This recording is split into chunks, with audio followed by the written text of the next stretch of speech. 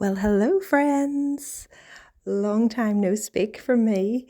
I am so glad to be back here. I know it's been a while, and I just want to thank you guys for your patience in that. It's been a crazy busy couple of months for me, and some highlights actually to share from my personal life is just the break that I got to spend with family at Christmas time back in Ireland, and then also just feeling so much better in the pregnancy. And a very exciting one is finding out that we're actually having another little baby girl. So this is our third girl. We are so thrilled. And yet it's so funny because I keep joking my husband, he was going to have to save any little football shirts or rugby tops or anything like that for our dog because we have a boy dog. And yeah, it's just looking more and more like he's going to be a girl dad. I've missed being on here and just the feedback that I have previously received from you guys. And if you are still watching, thank you so much for your patience. And please do check in today. This week we're getting back to all things homemaking. These are the things I really missed whenever I was spending time away from home, like milling my own grain. It gives me so much joy knowing that it is just the best thing to be feeding my family. And we're doing whole grain sourdough. I've started switching it around. I used to do a very tried and tested recipe that I had for a sandwich loaf, a sourdough sandwich loaf, and I've been switching it up recently. Just, I don't know, maybe it's the pregnancy has had me craving the more just simple rustic sourdough bowl style bread. Another one we're doing is Valentine's theme. I recently got some heart-shaped cookie cutters. I actually just picked them up on sale at Hobby Lobby, which is definitely a very big favourite of mine since moving to the States. And yeah, I got using those with baking some scones. I think in America, the equivalent of like a British scone is a biscuit. So it's like a buttery dough that we bake, and you put like butter and jam and maybe cream on it if you have it. It's funny though, I am still learning definitely a lot of the American lingo compared to the English. You know, it's like we speak the same language and yet sometimes it feels so different, especially if I'm out and there's different foods or something and I'm like, oh, what's that? But yeah, I should probably say if you're new here, I have recently in the summer past there moved from Northern Ireland to the beautiful state of Pennsylvania here on the east coast of the United States of America, and I've been absolutely loving it. And of course, you'll also see footage of me just living my life, bringing my kids into all the things that I'm doing as a homemaker, including my daily exercise routine, which was so fun. And actually, I really do recommend as a way of getting your workouts in, getting, even in pregnancy, just moving your body and feeling good. I think finding the time to exercise as a homemaker is so important. It's not always easy, but it is so worth it for your own sense of well-being and mental health.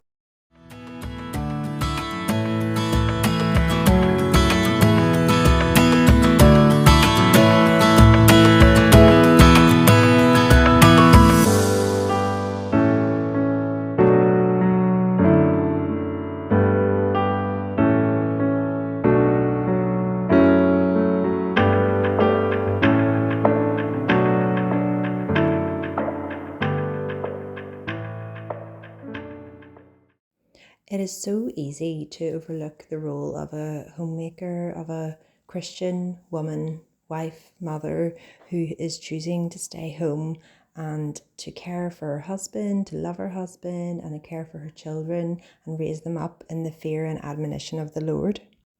And yet it is of so much importance, of eternal significance beyond just this life that we are living, but even thinking of the lives of our children and impacting our children's children. Not only that, but even on a practical level, I've noticed, especially over Christmas or any time that we have spent away from our home, that we really notice our health not being just at the optimum that it could be. We don't feel as good in and of ourselves because we're not eating as well. And the importance of home cooking, even milling grain or having whole grains, sourdough, the rest of it, just makes all the difference on your health, and particularly your gut health and your immunity as well. I think in society we try and replace the role of a mother in so many governmental ways, whether it's by outsourcing their education or giving them into the hands of other people to care for them in the early years. And yet, let's be real, no one can do it quite like mama can do it.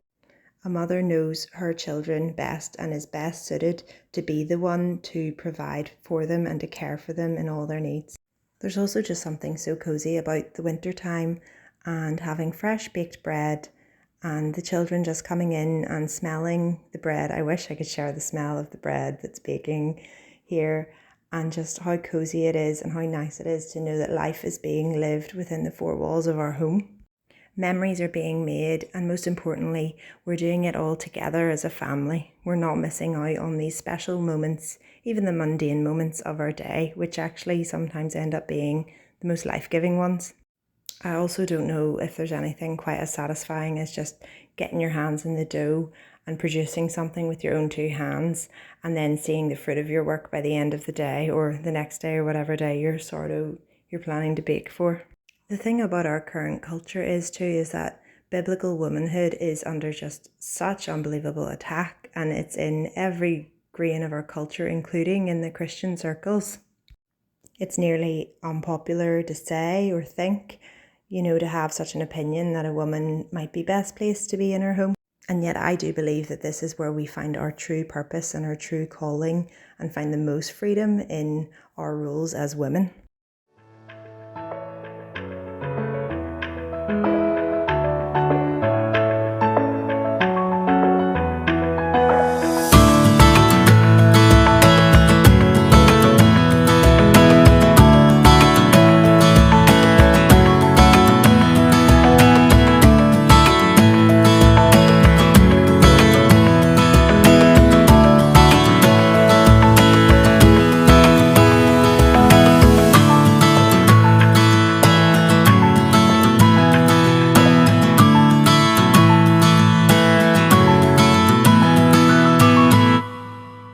And don't get me wrong, it's not always picture perfect, it's not always easy, definitely not, but hard does not mean bad.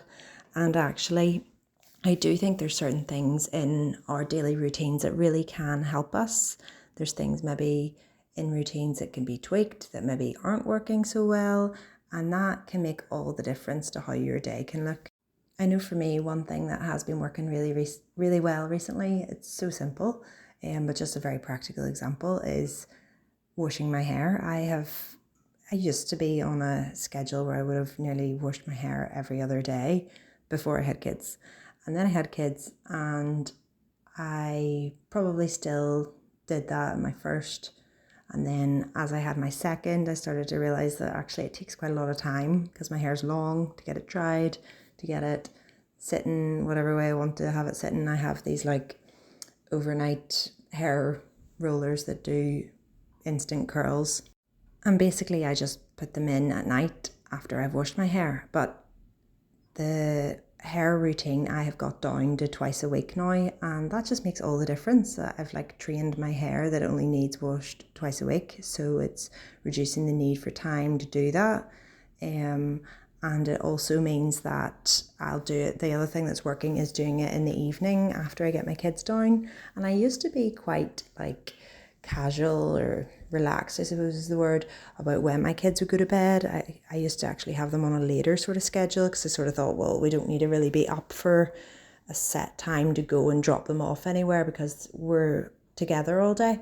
And yet I have seen, as I've started to have more kids, and especially even in this pregnancy, that getting the time in the evening where they are down, even like for me, it could be 7 p.m, 7:30, just depends what we're doing, that actually gives us such a good structure to work with, that we all know what to expect, that we can have like a closed down golden hour in the evening where it's just my husband and me, and then same again in the morning, that we can even have a little bit of time in the morning before they're up, and it's just worked really, really well.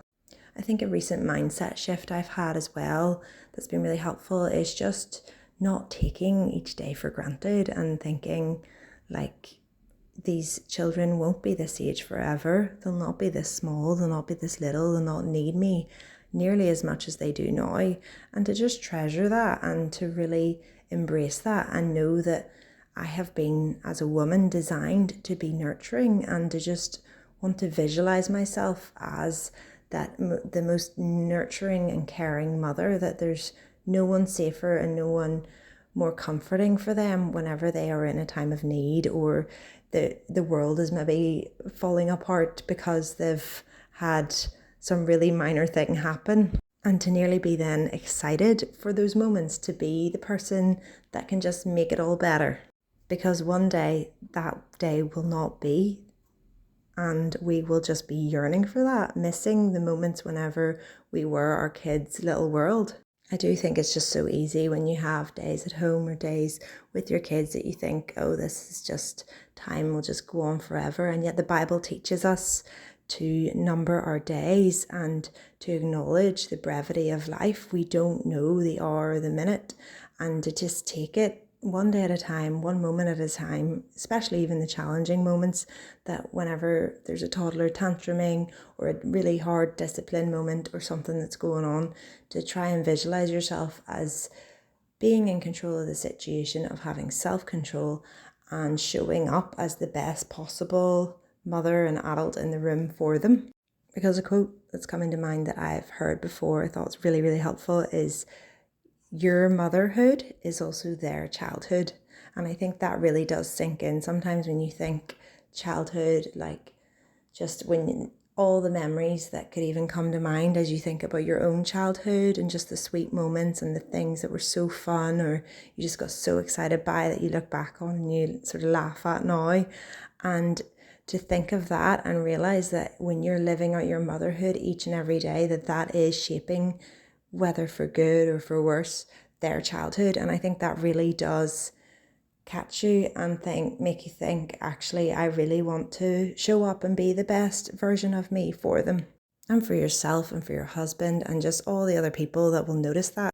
I think sometimes it's easy to maybe avoid bringing your kids into the stuff that you're doing, whatever those things might be, because you sort of think, oh my goodness, it's going to cause so much mess. But the reality is there's probably going to be a mess somewhere in your house anyway, so why not just let it be altogether?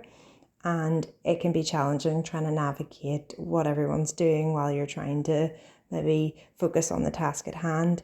And yet that could end up being the highlight of your kids' day. And I know for us, when we made these little heart-shaped scones, the girls just absolutely loved pressing these down and shaping them. And yes, it was in some ways kind of stressful and a wee bit of carnage. And, you can see just flour and everything everywhere. And yet this is where the magic is happening, I suppose. This is where life was being lived. And whenever I talked to my daughter later on that day, she said that the highlight of her day was making those. And that just spoke so much to me, that actually it's doing these creative things, even simple things, because it's coming up Valentine's Day, that it just really brings a spark to their days, that they're not just kind of doing the same thing day in, day out, but we can actually go with the seasons, go with the holidays, even just little gimmicky holidays that don't really mean an awful lot. I hope this video brought you some inspiration or encouragement and helped you in some way. Please like and subscribe, and I'll see you in the next one. Bye.